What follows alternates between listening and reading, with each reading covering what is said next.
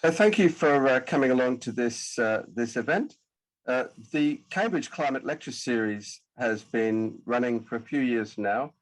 We have, as much as possible, tried to hold our events in person, in lecture theatres, so that we can, of course, mingle and have nice discussions and have a drink afterwards. Those things have become a bit difficult recently. As you can see, this was advertised to be in the Babbage Lecture Theatre, but instead we are online.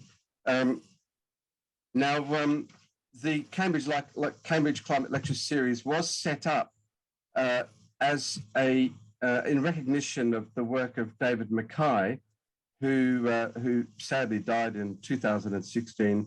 He was an extraordinary man, very interested in climate change, in sustainable energy, and he was in Cambridge, and we knew him well. In 2017, we set up the Centre for Climate Repair in his memory. Now, this book, Sustainable Energy Without the Hot Air, is definitely one worth getting, worth looking at. It doesn't date at all. It is a fantastic resource for anyone interested in climate and sustainable energy.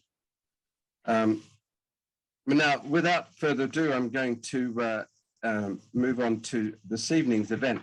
Last week, we had an event about geoengineering, and which was quite a controversial topic, and one that really exercises our thinking. But tonight, we're talking about people and about how climate affects ordinary people and people around the world. And it's great that we've got two student moderators with us to look after our event tonight. Rhiannon is a medical student in Cambridge, very interested in health and climate justice, and she will be one of our moderators. And Emma at the Anglia Ruskin University is a second-year zoology student, very interested in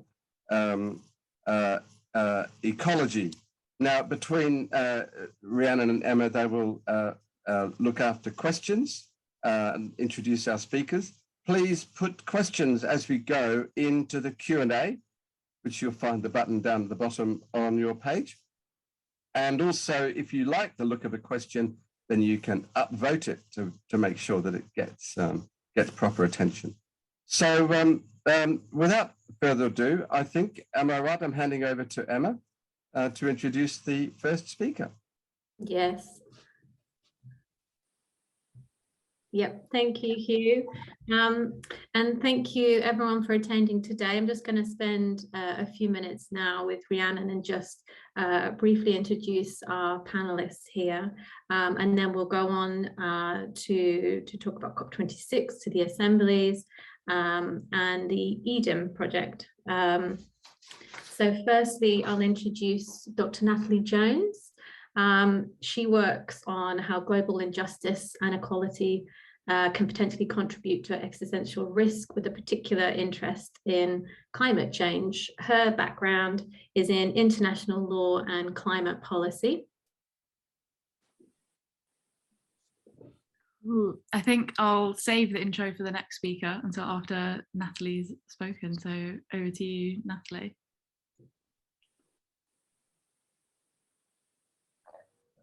Hi everyone, can you hear me? Yeah. Well, it's great to be here, and thanks very much to the organisers, and thanks to everyone who's attended. I know at this point we're all kind of like really over Zoom events, but I applaud you all for coming out tonight, and I think we're going to have a really interesting conversation. So I want to start by having a discussion about what's been happening in the world in the intervening months after COP, which happened in November. Obviously, at the moment, we have the horrendous events in Ukraine, which are extremely scary for anyone who believes in the power of governments and the power of global multilateralism to get us where we need to go on climate. it's a matter of international politics on the largest scale. And it's clear that international politics are not where a lot of us expected they might be, and they're not where a lot of us hoped that they would be, if we really need to give all of our attention and energy on the climate and ecological crises. As an international lawyer, we've been talking a lot about this in recent weeks, obviously, and it's extremely concerning. And of course, it also has implications on a lot of things like oil and gas markets, which I hesitate to say anything about because it changes on a daily basis, and the implications are enormous and will continue to be absolutely enormous. And it could be extremely positive, actually, from a Paris Agreement perspective. And the other thing which I wanted to touch on in terms of what's happening is the IPCC. And this Intergovernmental Panel on Climate Change has been giving us reports for years and years and years. And it's just released its Working Group 2, and the Working Group 3 is coming out on Monday. It's being approved at the moment as we speak by governments. And it's really giving us the clearest indications yet. It's a really clear message about the scale of the climate crisis, what has to be done to solve it, what's already happening around the world because of it, and the pathways that we need to be following, and how we can follow those pathways. So again, it has the potential to be really optimistic and helpful. Obviously, it's scary and terrifying as well, but optimistic and helpful. Now, I wanted to turn to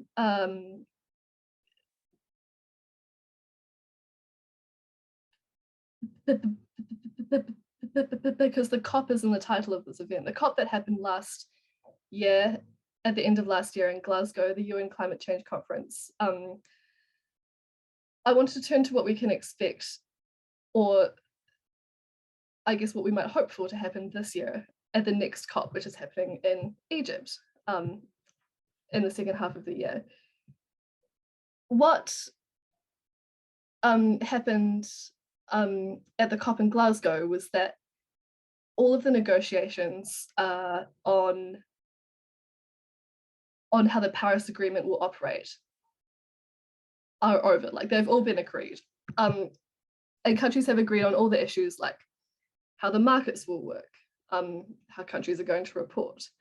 And they've agreed on rotation cycles for, how often they have to submit their new pledges and how long those pledges will last for. In other words, the Paris Agreement now is all organized, it's got all its operational rules, and it can go ahead and it can be implemented. And so this year, all of the focus is moving on to actually implementation, and the pressure is on countries now who have to act. And that's an important shift, because all of these conversations about how the Paris Agreement is going to work, those have been going on for over a decade. And so it's a turning point that all of that is actually over, and we can concentrate more on, actually acting. And it's not to say that everything's organized and decided and there's nothing more to discuss. In particular, the questions of how we're going to pay for this, and in particular, who is going to pay? Is it the richer countries who are going to, actually give what they owe to the poorer countries to help them with the transition?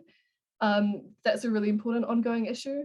And also the issue of who is responsible in terms of the loss and damage that has already happened, which affects people at the ground level all around the world right now.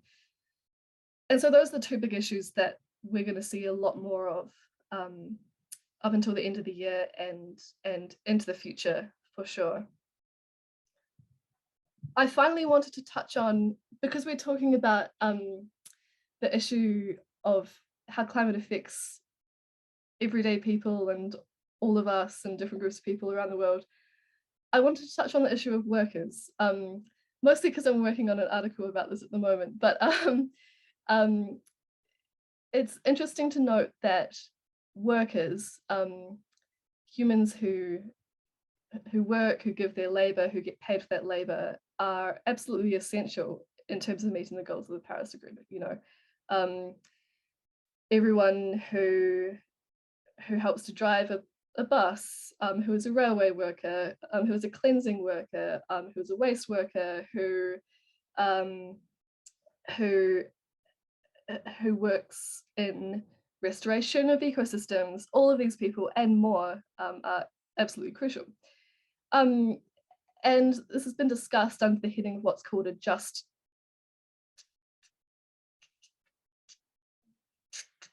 transition, and policies for a just transition have been enacted in a number of countries, and green jobs as well is a really burgeoning area. And I was at the COP in Glasgow, and I noticed that the COP was being completely underpinned, and it was all made possible by the labour of essential workers, who aren't really the people we normally talk about when we're talking about, you know, workers with green jobs, like the people I already mentioned.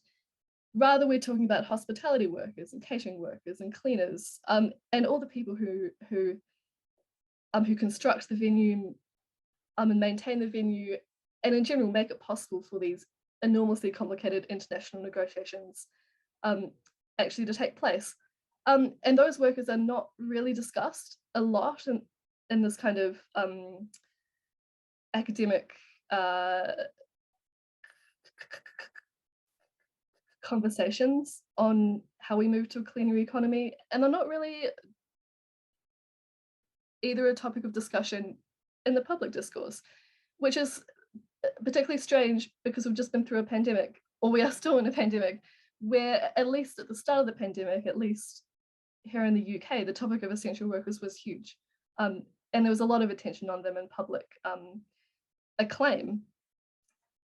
And it's worth noting that at the time of COP, actually, a bunch of essential workers in Glasgow were on strike. The cleansing workers who clean the streets and take away the waste were on strike because they hadn't been paid, or actually I tell a lie, they had been paid and they'd been offered a pay increase that was under inflation, and it was really, it basically meant they would have a pay cut. And it seems a bit strange that these hugely essential workers, right after a pandemic, as a pandemic is still happening, would be offered a pay cut. It's you know, strange and bizarre and frankly quite wrong. And we had a similar thing happening with the railway workers. Anyway, all I want to say is, and I'll stop talking now, all I want to say is, I think we need to talk about workers and labour, and how we can help ensure that workers are well cared for, and how everyone who wants one can have a good and decent job, which also helps us with the decarbonisation of the economy that we so desperately need. Cool, looking forward to the discussion. Cool. Thank you, Natalie. Just passing to you, Rhiannon. I was just going to say, if anyone has any questions, then please put them in the Q&A and I'll hand over. Great. Yeah, thanks again, Natalie, and definitely really, really key topic, the role of workers' rights and economic justice in climate. So I'm going to hand over to our next speaker, who's Doreen Grove. Doreen leads the Scottish Government's involvement in the Open Government Partnership at both a national and international level. In Scotland, the Open Government Partnership supports the reform of public services, the renewal of democracy, promotes openness, transparency, and the use of innovative participative processes to help transform how people interact with public services. So I'll hand over to you, Doreen. Thank you very much, and thank you very much for the invitation, and for those of the audience who were expecting Susie Townsend. I'm a very close colleague of Susie's, and I was involved in their citizen assembly, so I will come back to that. But to give a little bit more background on what I do, for those who don't know terribly much about Open Government Partnership, it is an international organisation that is about how governments and their civil societies work together to look at priority issues and to identify the ways in which we can get change, real change. So concrete actions around a number of things that relate to transparency and accountability, but also citizen participation. And fundamentally, what sits behind it is the idea that governments need to be able to demonstrate that they are trustworthy and that they are delivering what their population needs. So Scotland's been a member of Open Government Partnership since 2016 in our own right. We're on our third action plan, but our current action plan has two things that are relevant to your conversation this evening. One is that we have a commitment within that for the work of the climate change team in government to work with civil society around some of the really big issues that are around on climate change. So we have 5 commitments. One is on health and social care reform. One is on fiscal transparency. The third is climate change. And the 2 remaining are one around participation, how we make sure people can influence the policies that affect their lives. And the final one is around data and digital technology.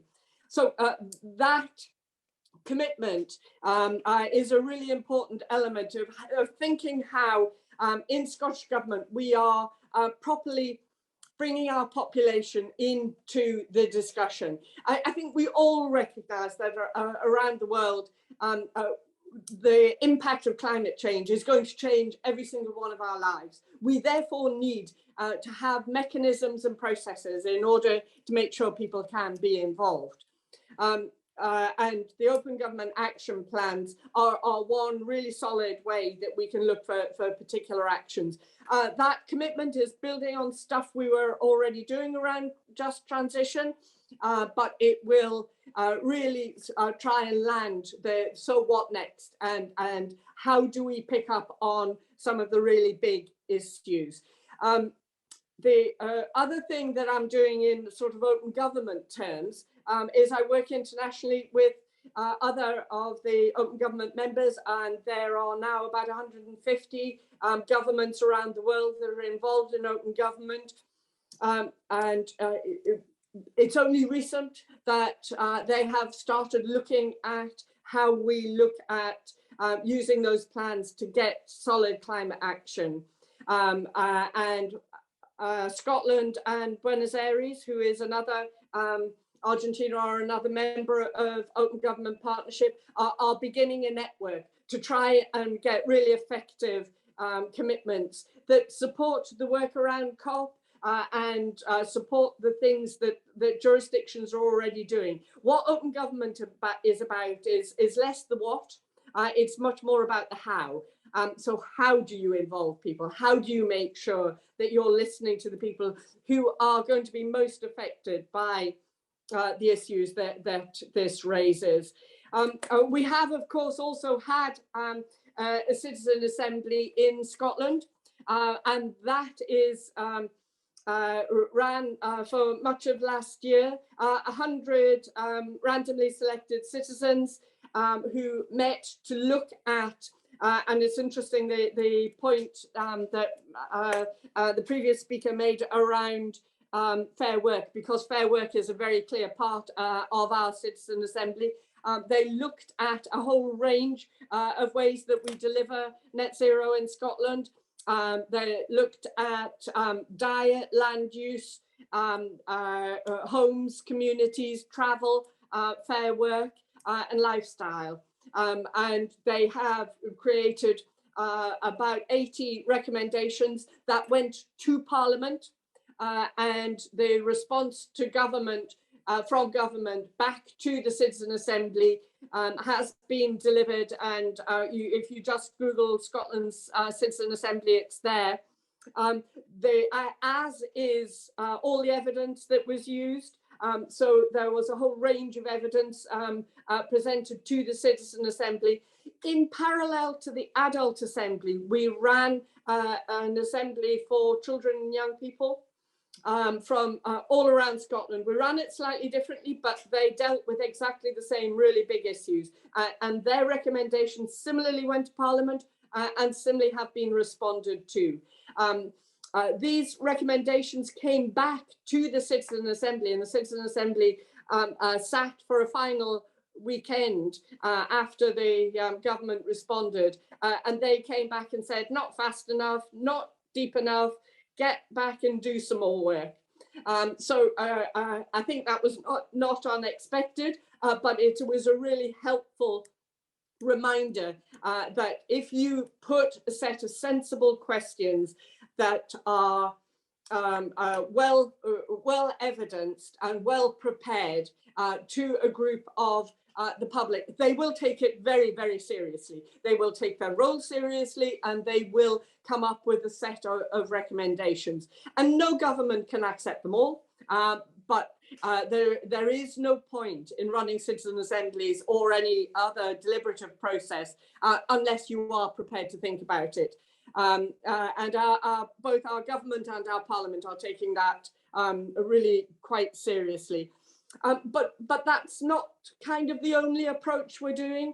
We're also looking at applying things like participatory budgeting to adaptive policies, so green procurement, and so thinking right through the work that we do in Scottish Government, how we make that greener, fairer, more effective, and how we get people involved in that work. And I'm struck, as I said, I work quite a lot internationally, and I'm struck by the way in many instances populations are almost ahead of their politicians in this. The population really does recognise that things have to be done. That often the boundary of where that altruism lies is where it hits the pocket. But actually, once people are aware of the really big risks, we really do see huge change in people's behaviour. So many of our assembly actually have changed their own lifestyle. It had really a profound impact on them, but also them presenting that work to our ministers really had a profound effect on them. So this is not a one-way street. Obviously, it's a small number of people, and it's a very, very big subject. I would see that as only one stepping point. So we are trying to institutionalise deliberative democracy in Scotland and looking at the ways right through our system that you can effectively bring people into the policy discussion and really make them much more credible policies that people will want to follow and will feel a bit of ownership of. It's not easy. We live in a country that has both oil that we obviously don't control, that's the UK government, but we also are a huge renewable energy country. Most of the UK's renewables come from Scotland. So we take that transition really seriously. And we don't pretend it's easy. It is going to be difficult, but that is why you both need to look at fair jobs, but you also need to look at who's paying for it, and you need to bring the population with you. So all of these processes feel to me as if they really, really matter. I'm happy to come back to any of it, but I'll stop there. I think I've slightly overrun.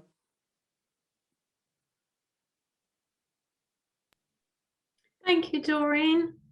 Yeah, please do, audience, if you've got any questions, please do pop them in the Q&A, and after our final speaker, we'll have a chance for all the questions to go through. So I'll move on, and I'm going to introduce Professor Rebecca Willis. Professor Willis works on environment, climate and energy policy and politics. In particular, she looks at the relationship between the citizen and state in climate governance.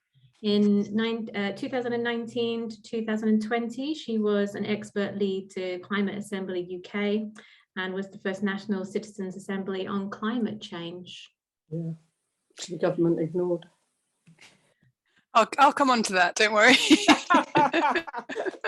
Sorry, I'll mute myself. Excellent. Nothing like a challenging start to a talk. Thank you. I'm so pleased to be here, and it's such an important debate. I want to really focus in on what democracy means for the climate crisis. And some of you might be familiar with James Lovelock. He's an earth scientist who is well into his second century now, and he's an incredible writer and thinker. He has some really interesting views on democracy. He has said it may be an issue as serious as war. It may be necessary to put democracy on hold for a while. And you know, James Lovelock was very explicit, but I think that when he said that, he articulated in very stark terms what many in the climate community, or those really strongly concerned about climate change, might feel, that, you know, democracy, people's views, people's values get in the way of climate action, and that experts should be in the driving seat. And, you know, I've worked on climate policy for many years, and this call for expert-led decisions is something that I see constantly. And, you know, every day there are many new reports and research saying what needs to be done, whether it's, you know, the need for a shift to a comprehensive energy system based on renewable energy, right through to speculative and completely unproven technologies like carbon capture. There's no short of experts writing reports which offer solutions. And yet we don't see nearly as much attention paid to the crucial question of how we as a human society should debate, agree, and carry out plans to tackle climate change. And, you know, that might be the job of government, you might think, national government and local government. But funnily enough, even democratically elected governments have been pretty reluctant until very recently, I'd say, to actually talk to people and to have an honest two-way dialogue about what needs to happen. I think the dominant approach, at least until the publication of the IPCC 1.5 report, and arguably still to this day, has been what I've called climate policy by stealth, which focuses on those things like decarbonisation of the power sector and industry that can be done without people noticing. And they've prioritised things that involve as little change to people's lives as possible, and they've hoped that people either won't notice or won't care. Well, I think that's really deeply problematic. I think it's for practical reasons problematic, and also for moral reasons. For practical reasons, because, you know, we can't get to net zero without people noticing the changes ahead to transport, to land use, to distributed generation of electricity, what we eat, and so on. People will be involved, whether they like it or not. But also people are experts in their own lives. So we need to listen to people to find out the best way of going about these changes. And then there's also obviously moral reasons. So scientists can tell us the science, you know, we can use economists' modelling and so on. But if climate change is going to affect all our lives, why should experts be the ones who say that people shouldn't be involved? Why don't we open it out to people? Why do we assume that citizen voters need to be bypassed? And actually, I would like to start instead with this assumption, that if you talk to people, the overwhelming majority would support action to protect the planet that sustains their life. And if you give people the power, the responsibility, and the access to evidence that they need, they can help you with that job. So that's the kind of democratic ideal, if you like. But of course, we don't live in an ideal democracy. You know, certainly at global level, the prospects for democracy are not fantastic at the moment. And even in a very well-established democracy like ours, there are all sorts of problems with it. There's problematic power relations. Just one of those is the evidence that incumbent companies and industries, which tend to be high carbon, have undue influence over politics. And that really matters for carbon, because companies of the future, by definition, don't have as loud a voice as the companies whose very reason for existence might be threatened, by climate policy, like oil and gas companies, for example. So we have both practical and moral reasons why we need to involve people. I would say as well, and I was really struck by what Natalie said about workers, because I recently did an analysis of, I like a bit of a geeky document analysis, and I did an analysis of the UK's net zero strategy, and I discovered that people were barely talked about in it. And words like hydrogen and technology and that sort of thing occurred far more frequently than words used to describe people. And when people were described, they were overwhelmingly described as consumers. So that's neglecting all these other roles we have in life, including, of course, workers, but also as members of a community, as members of a family. There's so many roles that we have in our life, and yet government talks about us, if it talks about us at all, as consumers. So we can kind of define this ideal state democracy that would be better, but what does that look like in practice? Well, we just heard from Doreen some really brilliant attempts from Scotland to try and put that into practice. And Scotland was lucky because they got to go after Climate Assembly UK that I was involved in. And I will happily say that Scotland learned from the UK's mistakes on that. I mean, quite literally, because the UK process was evaluated to the hilt, and a lot of the learning from that went into the Scottish Assembly. So lucky Scotland. Still though, Climate Assembly UK was an absolutely inspiring and incredible thing to be part of. So like the Scottish one, it was a gathering of about 100 UK citizens selected to be representative of the country as a whole. And when my role was as an expert lead helping to steer the discussion. And when I walked into that hotel room in Birmingham and saw my country in miniature before me, it was absolutely incredible to see and to think that I would have their guidance and input over 8 or more days of deliberation. Even when COVID hit halfway through, we carried on. And I mean, you might have seen the headlines from the Assembly. They tend to focus on the sort of more eye-catching recommendations like frequent flyer levy and banning cars from town centres and so on. But they weren't the main findings for me. The main finding for me was the overall finding that if you give people the time and space and access to information on a difficult question, they come up with a sensible answer. It's absolutely right that the citizens, as Doreen said, citizens are ahead of publics on this. There's citizens are ahead of politicians on this. There's very good academic evidence for that, some of which I helped to create. And so things like climate assemblies are a start. It shows that you can construct a climate strategy which people will buy into, which engages and motivates them. And I think this needs to be the start of a different orientation to climate policy. And I worry a bit that all this can sound like a bit, sort of cozy and fluffy, like, wouldn't it be lovely if we just talked more? But it's actually really hard-nosed, because one of the best ways that you can lessen the influence of high carbon interests on politics is to increase the citizen's voice and to actually point out that there is actually a very strong public mandate from the electorate to shift pretty quickly towards a just transition. And so I want to see this politics of deliberation and participation absolutely as quite hard-edged.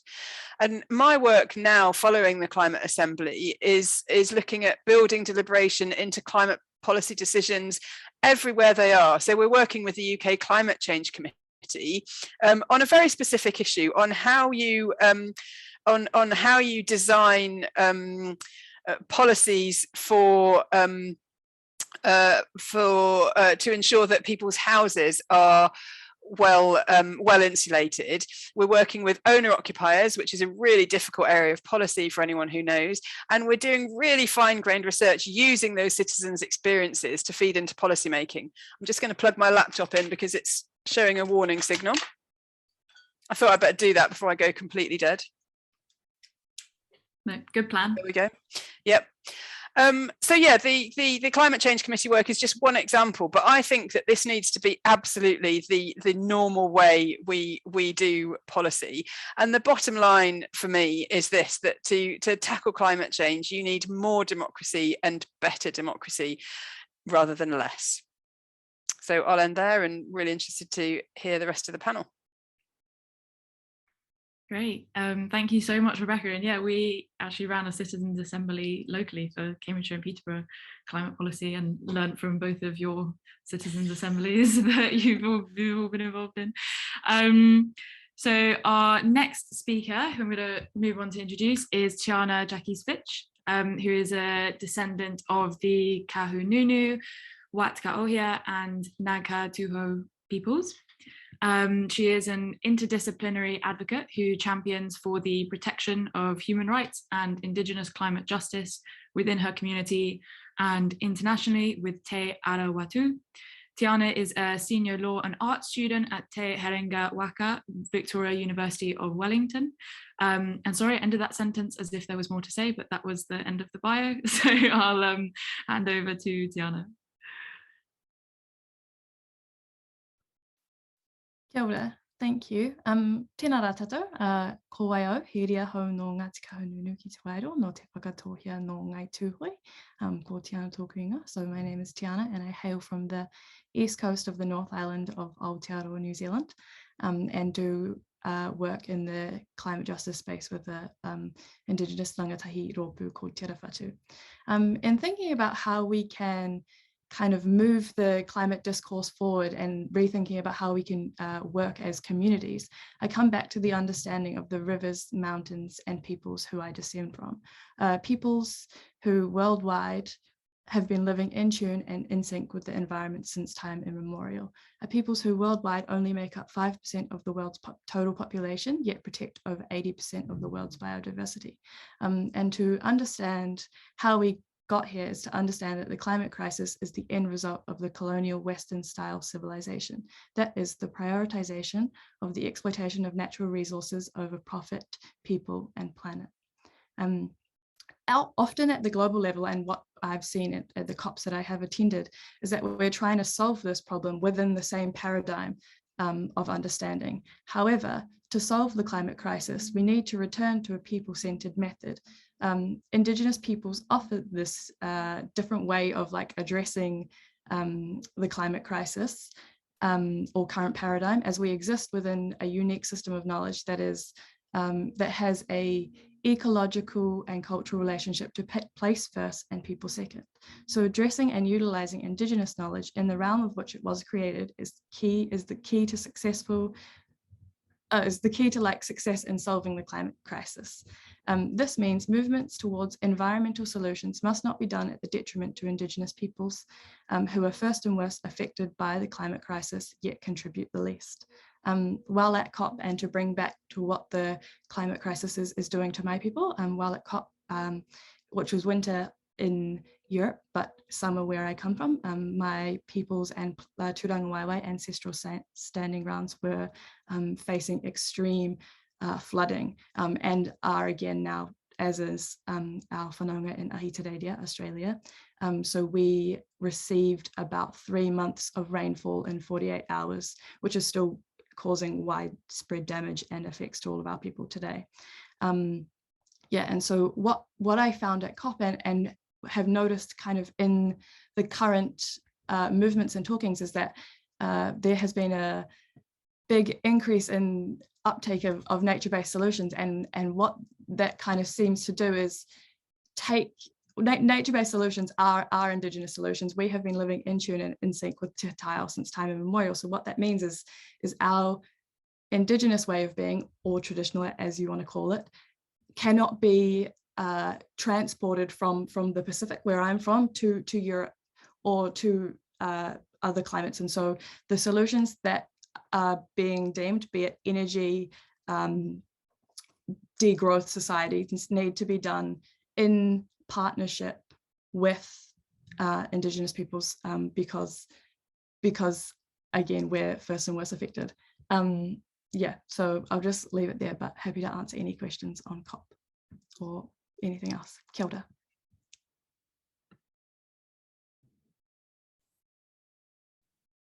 Thank you, Tiana. We're going to move on to our final panelists we have with us today. So Tim Smit. Tim conceived of and co-founded the Eden Project in Cornwall back in 2001. Since then, the Eden Project has played a leading role in developing new ways of seeing and existing in the world with sister projects in China and Australia. Recently, Eden has been developing its deep geothermal energy project as a means to power the project and the local community of several thousand homes. Tim has been outspoken about the need for a more rigorous approach to climate. Thank you, Tim.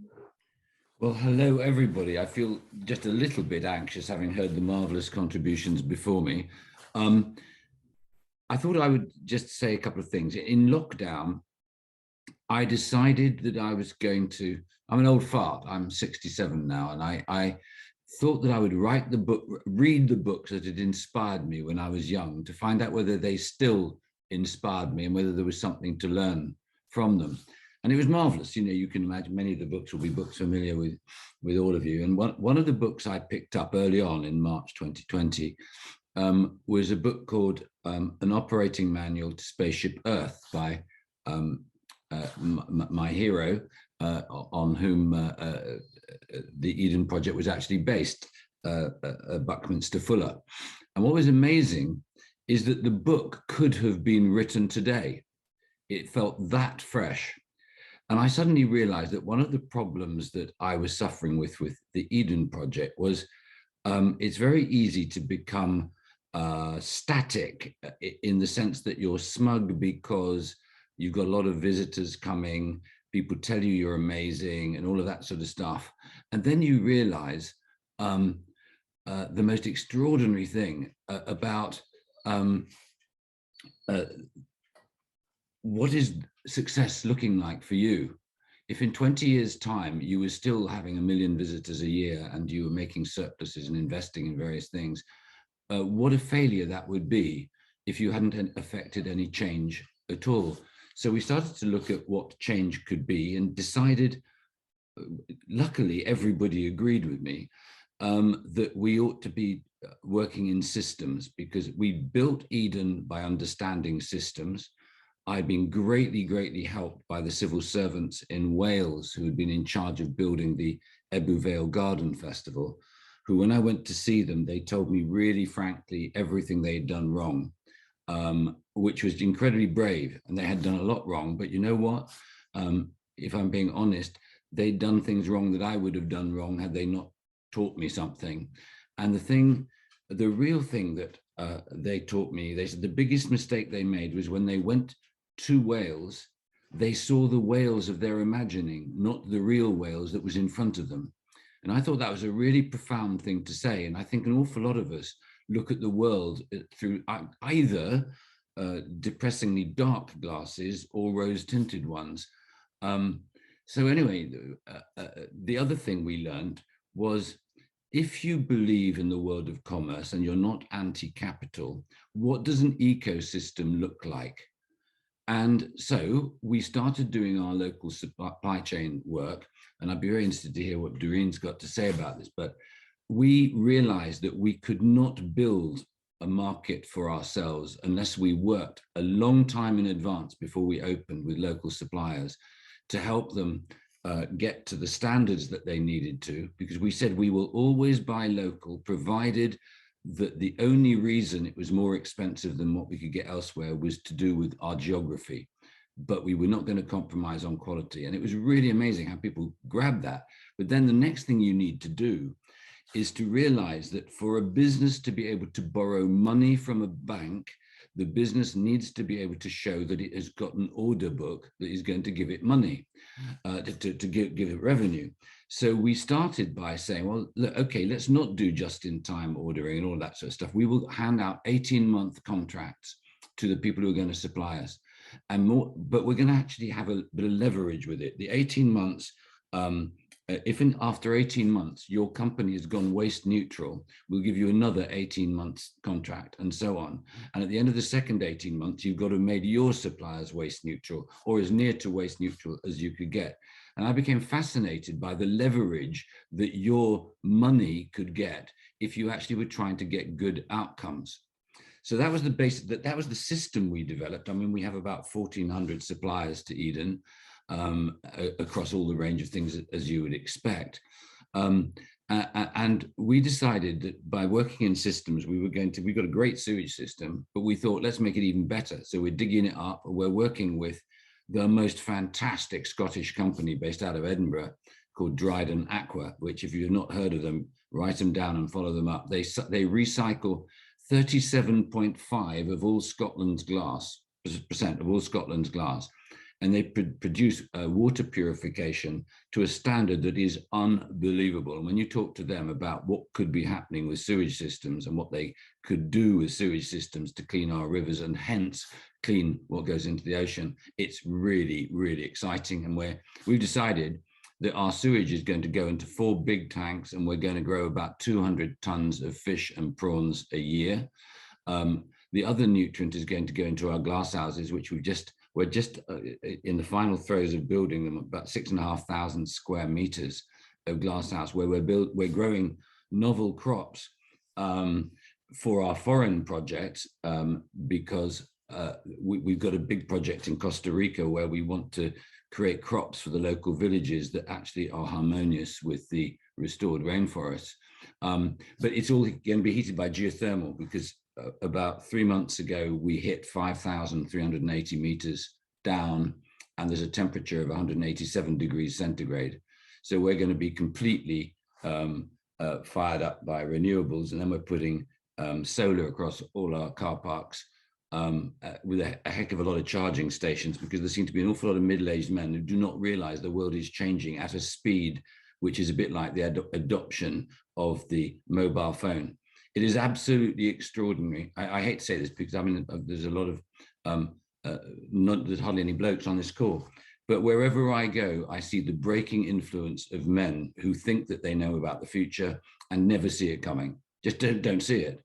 And the world that I see coming, I hope I share with you, is that geothermal is an incredible power source, because it is, of course, base load, and it means that anything, any of the other renewables that don't function when the sun don't shine or the wind don't blow get augmented. So you can create an incredible palette to make you independent.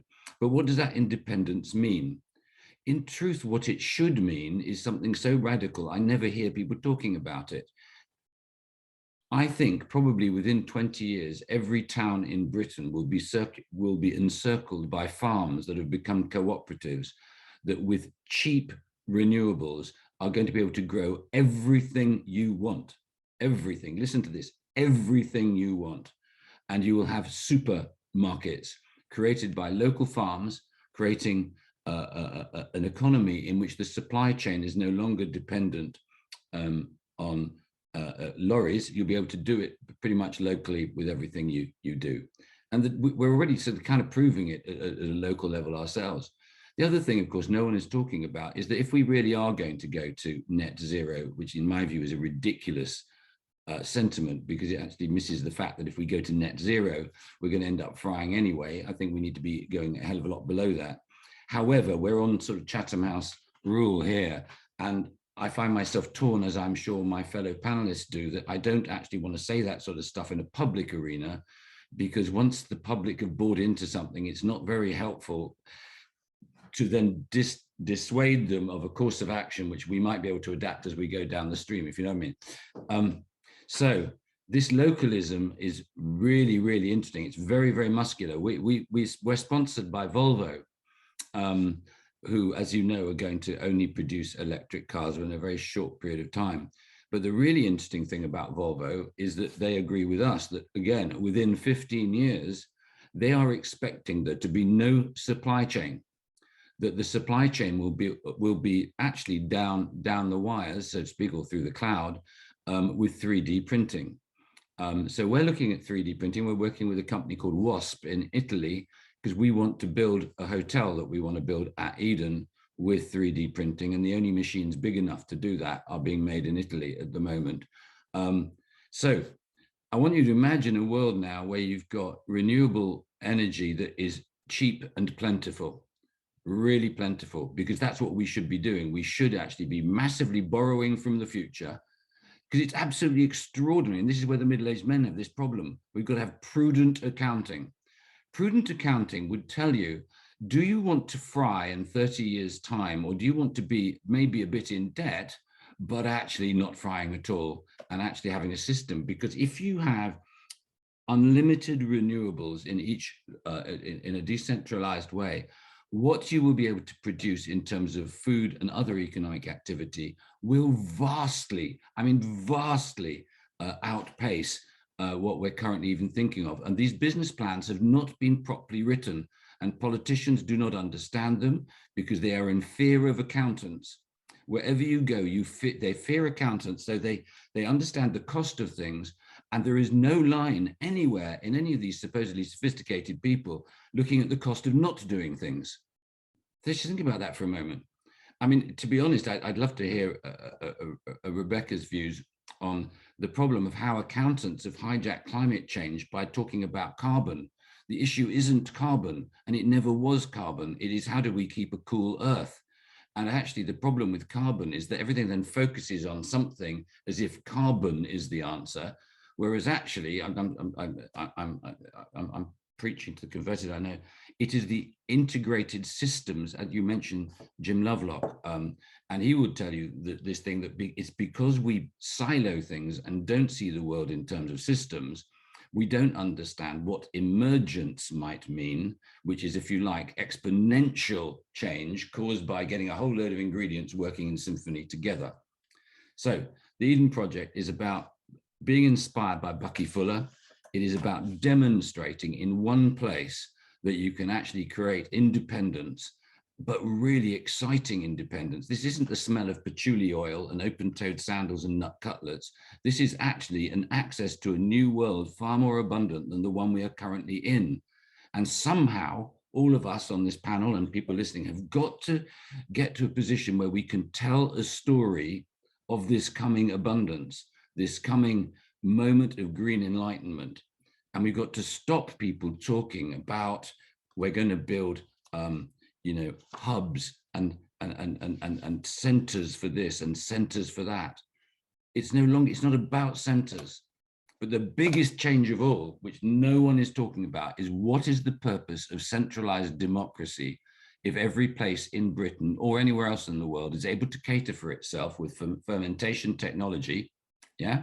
Fermentation technology for food if you're poor, but niche food if you're rich, but you'll be able to feed everybody, absolutely everybody. And there will be social justice in those things. And it's coming at a speed that us who are doomsayers, we're not capable of seeing it or selling that idea. So my view is that the Eden Project's role is to create a place like Asterix's village in Asterix the Gaul, where we create something that's a bit rock and roll, and also where we stop wishing to own the ideas that are being generated. Because I think the biggest poison in all of this is vanity. The desire of people to own things all the time. Who wants to play with someone who says it's my idea all the time? They don't. Anybody who's ever been in a rock band knows that actually that's how rock bands split up, because Muggins is always writing the songs. So eventually the drummer gets a song and it all turns to rat shit. Anyway, I'll finish ranting. I am really excited about the future. I am really excited about the future of democracy, because I don't think anybody has quite understood what is going to happen as the erosion of centralized power creates immense strength in all the decentralized places. That has a huge obligation on those of us who are attending this and others to educate ourselves in those peripheries to be able to make decisions of a quality that we need. Because look, if I look at Cornwall County Council, they have a budget the size of a small multinational, but an awful lot of the people who are in charge of administering those things have never had any experience, and all they get is flack for being incompetent. They're not incompetent. They're like any one of us would be if we were given that much money and told just do it. So anyway, I'm a big optimist. No, I'm not. I'm bigly hopeful, not an optimist. That's a bit too fluffy. And I'm looking forward to hearing what all of you guys have got to say about some of that. Great. Thank you so much, Tim. And I loved your point about radical abundance and hope. There's a really great quote from Rebecca Solnit, which says, hope is, I think it goes something like, hope is not a lottery ticket you sit on your couch. It's an axe with which you break down doors in an emergency. And I think your kind of framing is really, really key. So for our first question, and I think it would be good to actually hear from all of you on this question. So you've all touched on either how kind of you're disappointed with climate solutions that are perpetuating some of the same injustices and the same ways of doing things that got us into the crisis, or you're trying to build kind of more radical alternatives. So I think when we look at the solutions that are kind of on the table at the moment, we know that like a lot of offsetting and net zero policy is buying up land in other countries and kicking off indigenous communities and, you know, using monoculture and then claiming it's offsetting. We know that a lot of even green companies are still like violating the rights of local communities and not respecting workers' rights, as Natalie touched on earlier. We know that most climate vulnerable countries are paying a lot more in debt than they are getting in reparations from the, I mean, there's no loss and damage and no reparations from the countries that have perpetuated this crisis. And we know that COP remains mostly dominated by Western countries and corporations. So this is kind of where we are in terms of our solution. So, and of course, all within an economy that demands endless growth and endless consumption. So for those of us who are hoping to see better, like more beautiful kind of solutions to the climate crisis in your work, so and you all have like very, very different work, I guess. I know, not I guess, you definitely different but related work. What have you found effective in trying to push for solutions which go beyond kind of what's got us into this mess? And I think I'll start with Tiana maybe, and then kind of people can jump in whenever they feel like they're happy to speak. Sure.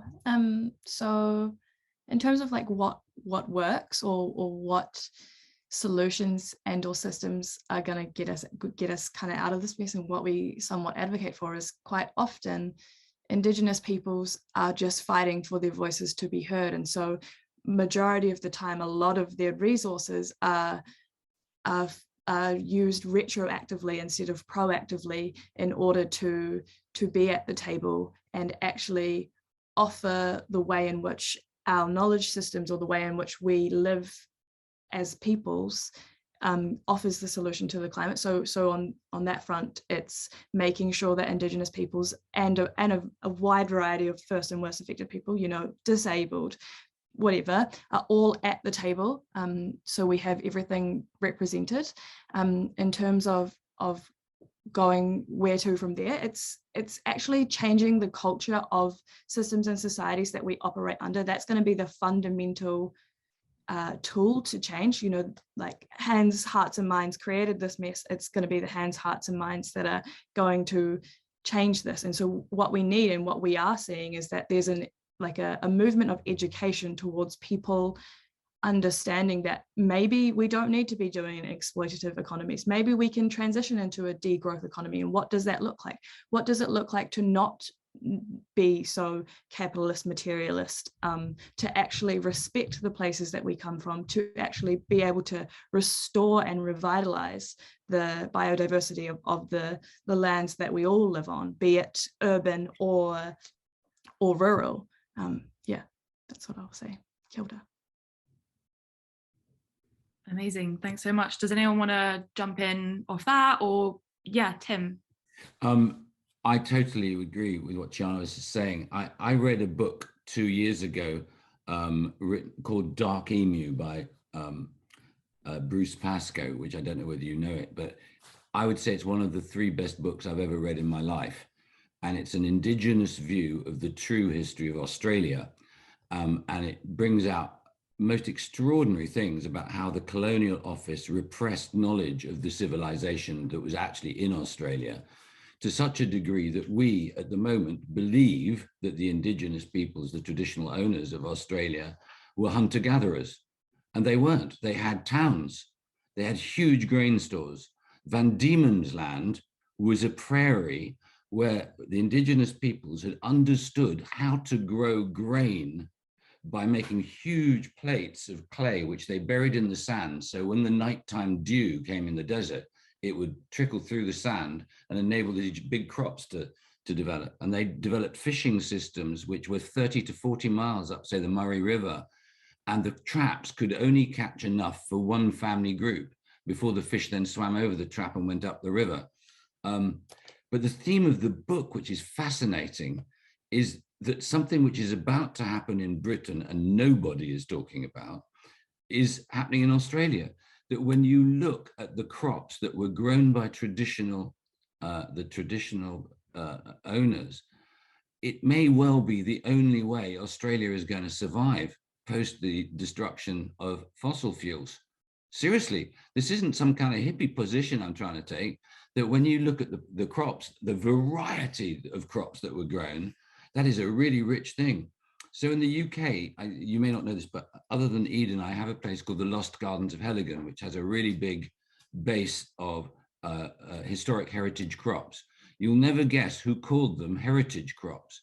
It was big agriculture that wanted heritage crops to sound as if they were old fashioned and a bit, I was making a joke, in for a dig. These crops do not need fossil fuel inputs.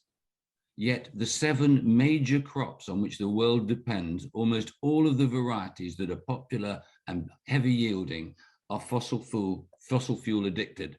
And no one's talking about this. It is an astonishing thing. So I think Tiana is absolutely right about indigenous knowledge. But I think one of the things is we need to be able to translate indigenous knowledge in a way that is muscular and works so that our languages and concepts can be married up. Because I think there's quite a deep ignorance, which then leads to being patronizing across cultures, because there are often not words for those philosophies in each of our ways we look at the world. So I'd be very interested in views on that. But I think we're going to have to discover the indigenous in ourselves. I think that's going to be the big battle coming up. Thanks so much, Tim. Yeah, does anyone want to come in next? I can see that Doreen. I'll come in on some of that. Just for the audience, a bit of declaration. Though I'm here as Scottish Government in my what's laughingly known as spare time, I'm also the chair of the Wellbeing Economy Alliance, and that is an organisation in Scotland that is trying to look at how we get right through our system the ideas that Tim's been talking about, and but we're also looking at things like the cost of failure, because you're quite right. If you don't articulate the cost of not doing something, then people assume that it's a neutral cost. I'm also interested in your idea of sort of indigenous learning. One of the most interesting, actually probably the only really interesting conversation I had at COP was with a fantastic guy from Tahiti. He works in a marine station there, but his university has links right across all of the islands, and his wife is from there. And he's trying to establish a citizen assembly, which is why I was having a conversation with him. But he told me the most glorious story about he was going around looking at the land use on the various islands. There's something like 400 islands in the French Polynesia. And he was talking to the local organization. It's not a council, but it's essentially all of the population share each of the jobs and they move around. And they were looking at the land allocation on the island, and one area was marked as sort of just empty. So he said, well, what's that for? He said, well, we've heard about this climate change stuff, and we're a high island. Almost all around us are low atolls. So when the climate change comes and they can't survive, we've left that land for them. They can come and take it. And actually one of the most important things that I think we do not talk about, whether it's at the UN, whether it's in the EU, whether it's at local level, that's migration and the movement of people. And we know that a huge number of people are going to lose their homes in the next 20 years. We're not even beginning to have that conversation, even internationally. And that, climate change is going to have that effect. We know it. And yet that conversation really seems almost not to happen. And my final point on local action in Westray, which is one of the Orkney Islands. All of the Orkney Islands are powered by renewables, just because it's the windiest place on God's earth. It's also the most beautiful, so do go if you get a chance. But Westray, they had the sense to buy the little bit of land where their wind turbine went. So they bought it from the farmer, and this is now community owned. It has entirely changed the economy of that island. They are now self-sufficient and able to maintain such a small island. So, it doesn't have to be big bangs. We can do it in local areas and really begin to do both, because Tim, you're right, localization is really, really important, but actually our system, it has the sort of macro, meso and micro, and we need all of them to operate and think of how we're going to change. And we need people to go between all of those levels. Otherwise, we don't get the change. We have to be thoughtful about all of those things. Sorry, that was a rant. A good one, though.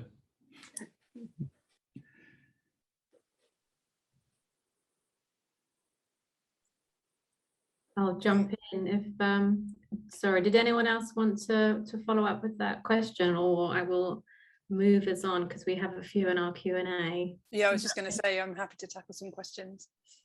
Fabulous. We've got a few in talking on the net zero. We have a question from Michael Clegg. Nigel Farage, amongst others, seem to be pressing for a UK referendum on net zero. Does that represent better democracy in relation to climate policy? I suspect not, but how is that argument made? I'll open that up to the floor. I'll come after you, Rebecca.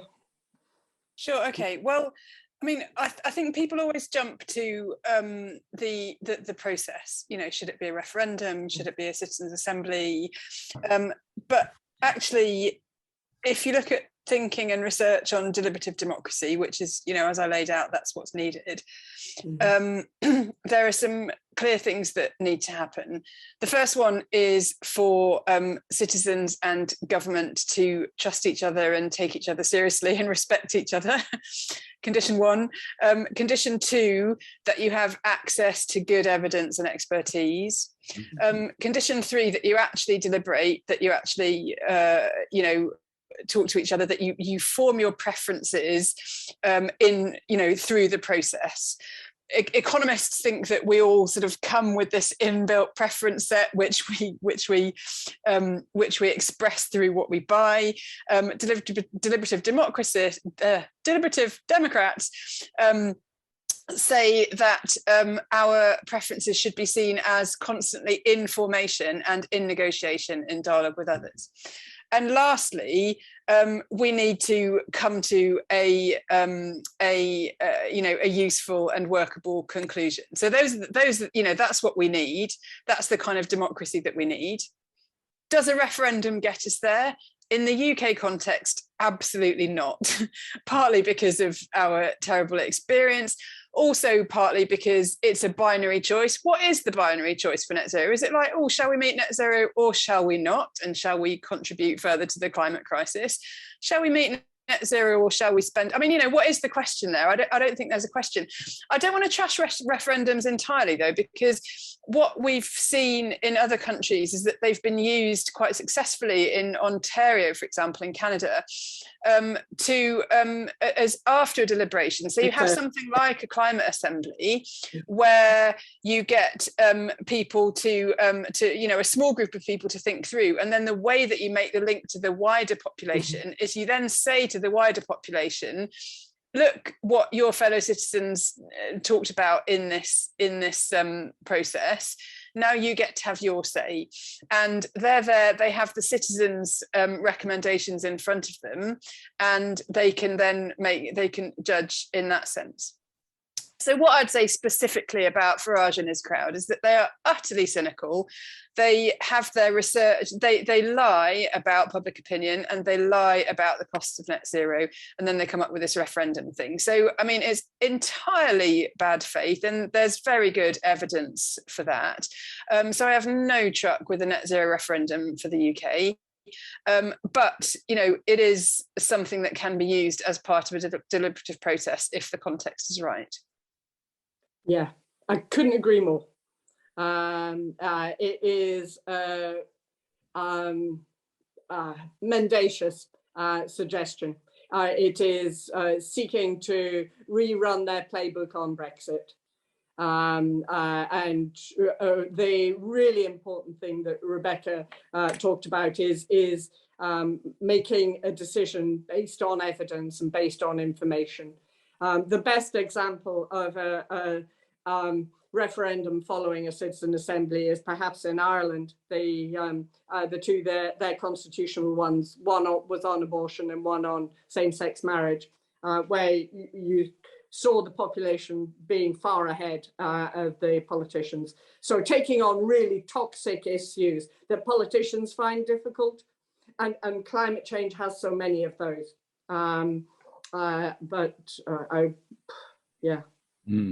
Wouldn't touch that one with a barge pole. You know, the funniest thing about all that, I mean, let's not rerun the Brexit debate, but I did a TV thing in the West Country, 3 years after they'd done TV shows about what people believed about Brexit, and then they came and asked everybody who'd been on that show what they thought now. And I was really angry, and I said something awful. I said, what I would say now is that you're a dreadful journalist. None of you have asked the only interesting question about Brexit. I said, but the question I would love you to ask me is, what would it have taken to make you vote for Brexit? That would be a really interesting question, wouldn't it? And I said, for me to vote for Brexit, you'd have to start with making our nation completely energy independent on renewables, being able to feed ourselves completely, and putting a massive sum of money into education. Then I might consider it. But no one asked that sort of question. So you weren't actually being asked about the marvelousness of possibility. You were always being sold the damage of some spurious ogre that lived under a bridge. So I rather suspect the answer, Rebecca, is we've got to tell people that we're actually going to be really wealthy if we have our own control on everything. That actually people like Nigel Farage are wanting to make us limp into the future, making us slaves to Russia. We don't use all their language on themselves to say that actually liberty, true liberty, comes from embracing the future. Anyway, storytelling is what we all do, isn't it? Great, thanks everyone. Sorry, Natalie, I can see you're about to come in. So, but we had a question that was also maybe quite specific to you as well. So, do you want to jump in and I can ask that, or do you want me to ask it first? Oh yeah, I just want to hop in on the referendum thing, and this is kind of more of a question than a statement, because I don't know the answer here. But if this is, it very much seems, as everyone else has pointed out, a kind of like a really bad faith, like attempt at rerunning the Brexit strategy. How do we make it not work this time? Because obviously it worked quite well in the past. And I would be interested in the other panelists' views on how do we as citizens, how do the media, how do we, you know, stop it from happening again? And it's a question, as I say. Yeah, cool. I guess, so does anyone want to pick up on that? And I guess kind of how, and I guess kind of maybe a bit of what Tim was talking about earlier, like how we stop narratives that frame climate policy as sacrifice, right? Like as like we're giving something up, and therefore the choices between we like do something for the climate and, you know, we lose all these things we love, or we keep our luxury cars and everything stays the same and that's way better. So I guess like especially from a storytelling perspective, and how do we combat kind of far right toxic narratives about climate policy? Yeah, does anyone want to jump in? I think there are quite a lot of people who are trying to do that, and certainly in Wheel, it is where we try and be really thoughtful about what the benefits of the changes are. A very good friend of mine, Catherine Trebek, wrote a book with Jeremy called The Economics of Arrival, which looked at that ideas around actually, you've already got enough stuff, guys. You just kind of don't need any more, and not just saying that, but looking at the evidence for that and thinking about it. But you've got to play that kind of game at its own level. You know, writing an academic book over here or a policy paper over there is not going to cut the mustard. We need to have advocates who are out there countering the narrative that we're seeing. And someone like Tim has a voice to do that. I work for civil service, so clearly I don't. But it feels really important that we are setting out what the benefits of those changes are. You know, nobody goes to lies on their deathbed and thinks, oh God, I wish I'd done more hours at work. Nobody thinks, you know, if you'd asked Neolithic man what they thought they'd be doing in 10, 15,000 years time, they wouldn't have thought they were going to be sitting in an office for however many hours a day doing the same thing repetitively. You know, the constraints of our current economy are really crazy if you actually step back and think about it. So we need to build much more beneficial narratives around the changes that can really help. Yeah. I mean, I really want Natalie to come back in on this, but I'm not sure I entirely agree with you, Doreen, about sort of selling a narrative of, you know, that we have enough and that we should work less, because I think there's a danger that we are overlooking privilege in that. Because, you know, we know that there are people, you know, I work a 4-day week because I'm, you know, fortunate enough to be well enough paid in those 4 days that I don't have to work in the other 3. You know, I'm very aware of my privilege in that regard. You know, and I do struggle a bit with that, to be honest. I think there's definitely a question of excess consumption. I think we need to do a lot more to put the focus on really high earners, and also all the money that is generated not through earning. And I mean, my response actually would be to have faith in people. You know, the net zero diary stuff is actually a manufactured debate between this government and the right-wing press, and it's a kind of Tory psychodrama, which most of the population are completely turned off by. And we need to, you know, stop chasing that clickbait and have faith in people, talk to people about what their lives are like, talk to people about the extent to which that overlaps with what we want to do on climate, get their input, listen to them, and start from there.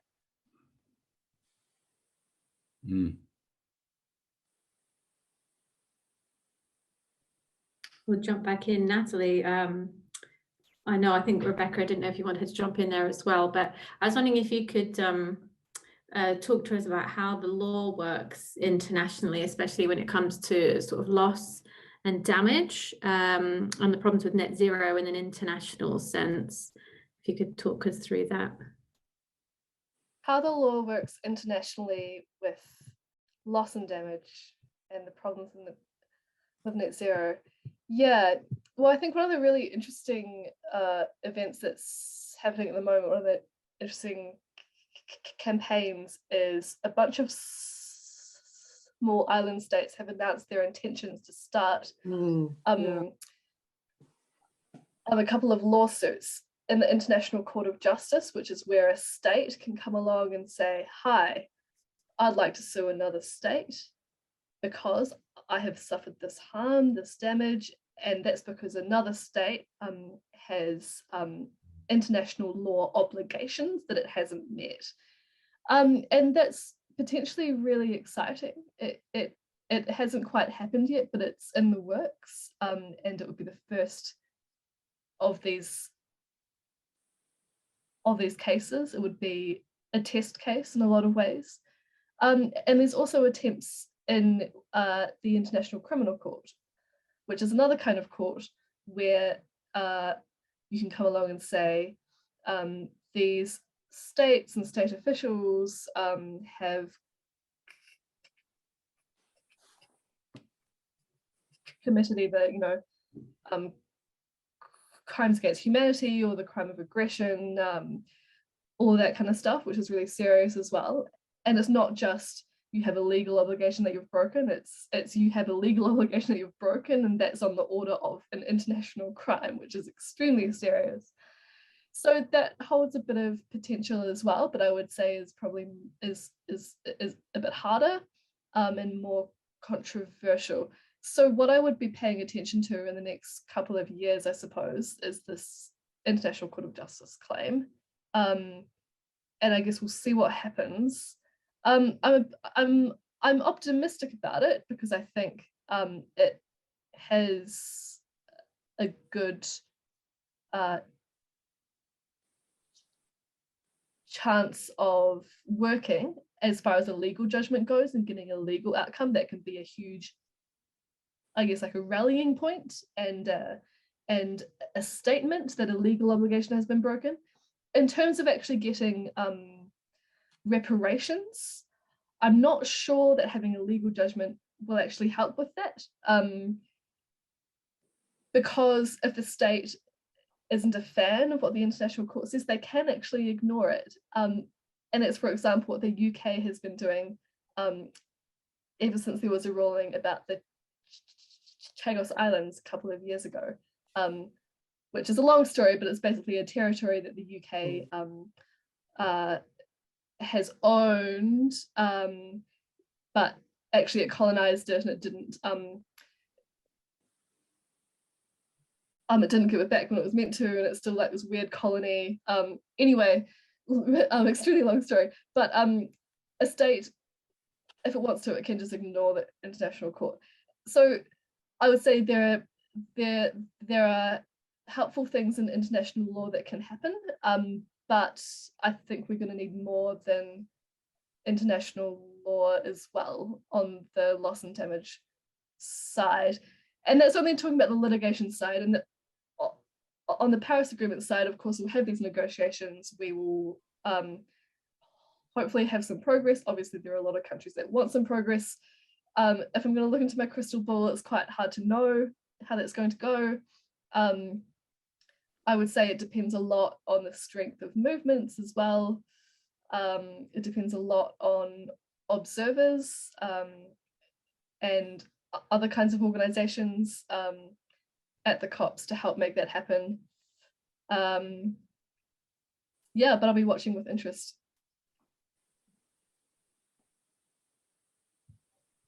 Fantastic, thanks, Natalie.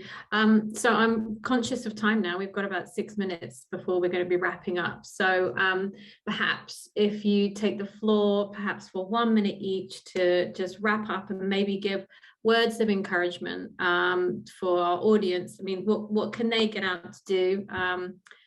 We want citizens involved. We want democratic people. We want how can people come away from this and do something positive with what we've been talking about tonight? Yes, and we'll go quick. So Tiana, would you like to start it off, your closing speech? I'll just keep it simple. Kai whawhai tonu mātou. keep fighting, make space for people that aren't at the table, figure out how you yourself can elevate the voices of people and places that don't have voices for. So yeah, kia ora.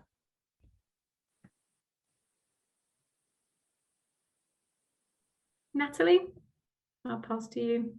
Well, how do I sum it up? This has been an extraordinarily wide-ranging discussion. I guess my one piece of advice to, or like, yeah, I guess the message would be, have some optimism. You know, like, we're not all doomed. Even if that's the message we're hearing all the time in the press, and we can actually make this happen.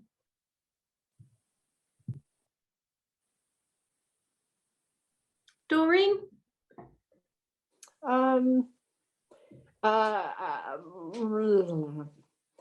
Interesting. I would say get engaged, do it. You can do a lot of things in your own life, in your community, but make sure your government knows that you care, because unless there are enough voices saying that, then they can gladly go on and do what they wish. So make your voice count, I would say, particularly those who, as Rebecca said, that have the privilege of voices. We'll follow on. Rebecca, do you have some final words for our listeners out there? Yeah, I completely endorse what Tiana said about about finding a space for everyone to be involved in this. And, the hard truth of that is that means hearing less from some people and groups, as well as hearing more from those who have been marginalised. And, I think that's something that we all need to reflect on and build into our everyday practice. I don't actually find optimism motivating. I find determination motivating. If however things look, however bleak things look, you can always be determined, right? So that's what gets me up. In terms of practical stuff for each and every one of us, go and see your MP, see your local councillor, tell them that you're convinced that they want to and can act on climate, and can they please tell you what they're doing right now, and can I come back in a month's time to hear a report? And lastly, I'm going to leave you with a big bang exciting thing. Why not replace the House of Lords with a second chamber? I mean, not like we can do this, right? But in general, we could replace the House of Lords with a second chamber made up of everyday people who are selected by lottery. Our Citizen Assembly came up with that as one of their solutions. Guy Fawkes had that as a solution too. Wasn't nearly effective enough. No, the devil, no. Is it my turn now? Okay, just because everybody else has said such nice things, I won't actually say any of those things. I think the universities of Britain should be put on alert that their whole research structure should be exploded, just like the House of Lords. They're wasting our money. They are not understanding that we have a national emergency, which is becoming an international and global emergency, and still they talk about peer group review, impact, stupid research projects. And I have rarely met such a bunch of useless people as the organizations within universities. I've met brilliant people in universities, but they need to be completely woken up to the fact that they are not acting in the national interest, they're acting like corporates. And I think that'd be really, really exciting if they had the bravery to do that. The other thing I would say is, I would say to anybody listening, just like I say everywhere else, if you really want to have an interesting life, do something very exciting. Accept every third invitation you receive and make a point of going there. That is the only way you can put yourself in the jeopardy of meeting the people you didn't know you needed to meet. And that's where magic lies. Great. Yep. Thank you so much, Tim. And thank you so much, everyone. And I think for anyone who's interested in building on Tim's revolutionising research in universities, in Cambridge University in particular, I would recommend following the work of Cambridge Climate Justice, who are currently campaigning for the UK for Cambridge University to cut all ties with researching for fossil fuel companies. So I would very much highlight them and check out their work locally. And thank you so much to all the speakers. Really, really amazing session. And I'll hand back to Hugh. Well, thank you all very much. There's nothing more to say, and good night.